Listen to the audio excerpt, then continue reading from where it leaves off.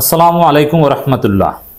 দর্শক, বাংলাদেশের কুমিল্লা, ফেনী, নোয়াখালী থেকে শুরু করে বাংলাদেশের বেশ কয়েকটি জেলায় ভয়াবহ বন্যা পরিস্থিতির খবর আপনারা জেনে গিয়েছেন। সমগ্র বাংলাদেশি মানুষের দৃষ্টি এখন ফেনী, নোয়াখালী, কুমিল্লা থেকে শুরু করে বন্যার্ত এলাকায়। মানুষ যে যার মতো চেষ্টা করে যাচ্ছে। আমরা এই আলোচনা শুরুতে বলে দিতে চাই, হ্যাঁ, আমাদের এখন first priority irrespective of all বক্তব্য, বানভাসী মানুষের পাশে দাঁড়ানো, তাদের সহায়তায় আমাদের যার যা কিছু আছে তাই নিয়ে ঝাঁপিয়ে পড়া, আমরা যে যেভাবে পারি সহায়তা করা। কিন্তু আমরা যারা সেখানে যেতে পারছি না, কিন্তু আমাদের দৃষ্টি সেখানে, আমাদের কিছু বিষয় আলাপ করতে হবে, কিছু আলাপ আমাদের জারি রাখতে হবে। যে কথাটা আমি আগেও বলেছি, আবারও বলছি, কুমিল্লা, নোয়াখালী, ফেনী সহ কয়েকটি জেলায় যে ভয়াবহ বন্যা, এটা যতটা না ন্যাচারাল তার চেয়ে বেশি পলিটিক্যাল। এর মানে ভারত সৃষ্ট, অনেকে বলছেন, অনেক বুদ্ধিজীবী, এটা পানির সমস্যা না, এটা জলের সমস্যা। এর মানে ভারত এটা তৈরি করে দিয়েছে কৃত্রিমভাবে আমাদেরকে বন্যার পানিতে। এটা কি হাসিনাকে ক্ষমতা থেকে সরানোর প্রতিশোধ কিনা, ভারত নিচ্ছে কিনা? বাংলাদেশের মানুষ প্রচন্ড ক্ষুব্ধ ভারতের প্রতি। এই জন্যে এই বন্যার রাজনৈতিক দিকটা নিয়েও আমরা আলোচনা করব। আর আমরা দূর দূরান্ত থেকে যারা সহযোগিতা করতে চাই, আমরা কিছু টাকা পয়সা দিয়ে অথবা লোকবল পাঠিয়ে, স্বেচ্ছাসেবক পাঠিয়ে মানুষকে উৎসাহিত করে, বিদেশে যারা আছেন তারা আর্থিক সহায়তা করতে পারেন, এই উদ্দেশ্যে আমরা কিছু কথা বলতে চাই। প্রথমে বলবো, মূল কাজটা এখন করতে হবে সরকারকে। যেহেতু এটা জনগণের সরকার, হাসিনার সরকার হলে তো হেলিকপ্টার দিয়ে হাসিনা দেখতে যেত, কোনো নাটক চলতো। কিন্তু এটা যেহেতু জনগণের সরকার, অতএব এই সরকার নানান উদ্যোগ নিয়েছে। সরকারকে সর্বশক্তি প্রয়োগ করে একটা মানুষ যেন কেয়ারের অভাবে অথবা সরকারের সুযোগ সুবিধার অভাবে কোনোভাবে ক্ষতিগ্রস্ত না হয়, এটা সরকারকে করতে হবে। কিন্তু যেহেতু আমাদের তৃতীয় বিশ্বের বিভিন্ন দেশের সরকারের সক্ষমতা এবং ন্যাচারাল ডিজাস্টারের সামনে, ন্যাচারাল দিকও রয়েছে, মেড বাই ভারত থেকে, ঠিক আছে, কিন্তু ন্যাচারাল দিকও রয়েছে। আসলে ন্যাচারাল ডিজাস্টারের সামনে পৃথিবীর কোনো সরকার কিছুই না। এজন্য আমাদেরকেও যার যার জায়গা থেকে সহায়তা করতে হবে। এই জন্য আমি বলবো, এই বন্যার্ত মানুষের পাশে দাঁড়ানোর জন্য জামাত ইসলাম, ইসলামী ছাত্র শিবির যে আহ্বান জানিয়ে আসছে, আসুন আমরা সেই আহ্বানে সাড়া দিই। আমরা দূর দূরান্ত থেকে, আপনারা যারা বিদেশে আছেন, যারা সহায়তা পাঠাতে চান, শুকনো খাবার থেকে শুরু করে অনেক টাকা পয়সার দরকার, তারা জামাত শিবিরের মাধ্যমে পাঠান। নিরাপদ, এফিশিয়েন্টলি ইউজ হবে, এদিক ওদিক যাওয়ার কোনো সম্ভাবনা নেই। ফুটেজবাজি, অমুক বিকাশ করিম চৌধুরী, অমুক তমুক, এদের কাছে দিবেন না। ব্যারিস্টার সময় এইসব বাটপাড়া তো নাই। অতএব দূর দূরান্ত থেকে আপনি যদি হেল্প করতে চান, জামাত ইসলামের সাথে যোগাযোগ করে তাদের মাধ্যমে হেল্প করেন। জামাত ইসলামী এই বিষয়ে আহ্বানও জানিয়েছে, ইসলামী ছাত্র শিবির আহ্বান জানিয়েছে। শিবির আহ্বানটা একটু আপনাদেরকে শোনাতে চাই। বন্যার্তদের পাশে দাঁড়াতে ছাত্র শিবির আহ্বান। এই পাশে দাঁড়ানো স্বেচ্ছাসেবক, যার নৌকা আছে, যার স্পিডবোট আছে, আর কিছু না থাকলে যার টাকা আছে, বিভিন্নভাবে এই বন্যার্ত মানুষের পাশে দাঁড়াতে হবে আমাদেরকে। ভারত থেকে নেমে আসা পাহাড়ি ঢল ও ভারী বর্ষণের কারণে দেশের বিভিন্ন জেলায় ভয়াবহ বন্যা কবলিত মানুষের পাশে দাঁড়ানোর জন্য নেতাকর্মী ও সচেতন নাগরিকদের প্রতি আহ্বান জানিয়েছে বাংলাদেশ ইসলামী ছাত্র শিবির। এক যৌথ বিবৃতিতে কেন্দ্রীয় সভাপতি মঞ্জুরুল ইসলাম ও সেক্রেটারি জেনারেল জাহিদুল ইসলাম বলেন, ভারত থেকে নেমে আসা পাহাড়ি ঢল ও ভারী বর্ষণের কারণে দেশের কয়েকটি জেলায় ভয়াবহ বন্যা দেখা দিয়েছে। বন্যার ফলে প্রধান প্রধান নদীগুলোতে ভাঙন দেখা দিয়েছে। লাখ লাখ মানুষ পানিবন্দী হয়ে পড়েছে। রাস্তাঘাট, বসতভিটা তলিয়ে সর্বস্তরের মানুষ অসহায় অবস্থায় আছেন।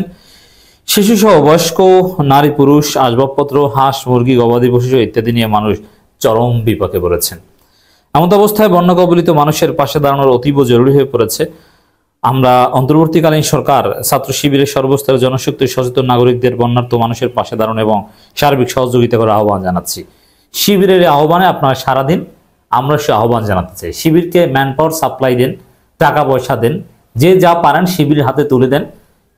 সারা বাংলাদেশ থেকে আপনার শিবিরের দায়িত্বশীলদেরকে বলেন যে আমি এটা দিয়েছি, তুমি এটা নিয়ে ফেনী যাও, নোয়াখালী যাও, তুমি কুমিল্লা যাও। হ্যাঁ, শিবিরের দৃষ্টি এখন শুধু এই বন্যার্ত এলাকায়, সারা বাংলাদেশের শিবিরের আমিরে জামাত সফর সংক্ষিপ্ত করে অলরেডি বন্যার্ত এলাকায় পৌঁছে গিয়েছেন আমরা যখন কথা বলছি তখন। গোমতী শহর রক্ষাবাদের চাঁদপুর ব্রিজ এলাকার জলাবদ্ধতা আটকে যাওয়া মানুষের পাশে ইসলামী ছাত্র শিবির কুমিল্লা মহানগর দায়িত্বশীল বিন্দু।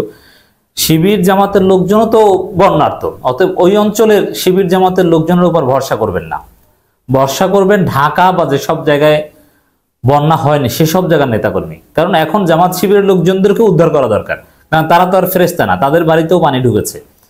এজন্যে যারা বন্যার্ত এলাকা নয়, সেই এলাকার না, অন্য এলাকার জামাত শিবিরের লোকজনের প্রতি আমাদের আহ্বান, এবং টাকা পয়সা যারা দিবে তা অন্য এলাকার লোকজন, বন্যার্ত এলাকার লোকজনের কাছে এখন পৌঁছানোরও তো সুযোগ নেই, এটাও খেয়াল রাখতে হবে। দর্শক, ভয়াবহতা বৃদ্ধি পাচ্ছে, অনেক হৃদয় বিদারক মর্মান্তিক খবর আমাদের কাছে এসেছে, অনেক লাশ ভেসে আসছে, অনেক জায়গা থেকে উদ্ধার করা সম্ভব হয়নি। এবং সবাই আমরা আল্লাহর কাছে দোয়া করব, ভারত যাই করুক, ভারত আমাদের 3 দিক থেকে বেষ্টিত, কিন্তু আল্লাহ রাব্বুল আলামিন সব দিক থেকে আমাদেরকে বেষ্টিত। অতএব আমরা আল্লাহর কাছে সাহায্য চাইব। আল্লাহর সাহায্য ছাড়া আসলে আমাদের পক্ষে সম্ভব নয়, আমরা যতই আহ্বান জানাই, যতই চেষ্টা করি। আল্লাহ সর্বশক্তিমান। এই জন্য আমরা যারা দূরে আছি, আর কিছু না পারি, অ্যাটলিস্ট বানবাসী মানুষের জন্য আমরা আল্লাহর কাছে তো প্রার্থনা করতে পারি, এই কাজটা অ্যাটলিস্ট আমরা করি। দর্শক, বিভিন্ন জায়গা থেকে আমাদের কাছে অনেক খবর এসেছে যে অনেক গ্রাম শতভাগ নিমজ্জিত, নৌকার মাধ্যমে উদ্ধার করা অনেক ক্ষেত্রে সম্ভব নয়, ট্রলার দরকার কিংবা স্পিডবোট দরকার।